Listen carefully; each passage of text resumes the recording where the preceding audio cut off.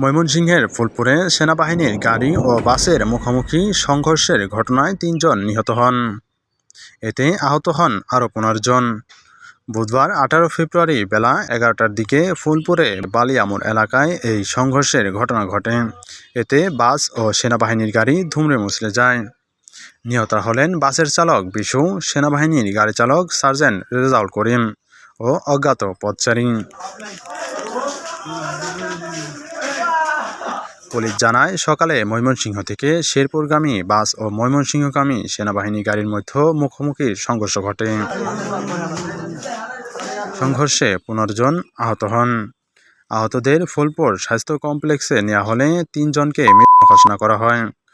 গুরুতর আহত ৩ জনকে ময়মনসিংহ মেডিকেল কলেজ হাসপাতালে ভর্তি করা হয়েছে।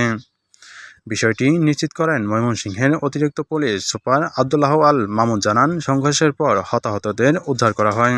এর মধ্যে ফুলপুর স্বাস্থ্য কমপ্লেক্সে নেওয়ার পর তিনি ৩ জনকেই মৃত ঘোষণা করেন। স্বাস্থ্য কমপ্লেক্সে বেশ কয়েকজনকে ভর্তি করা হয়।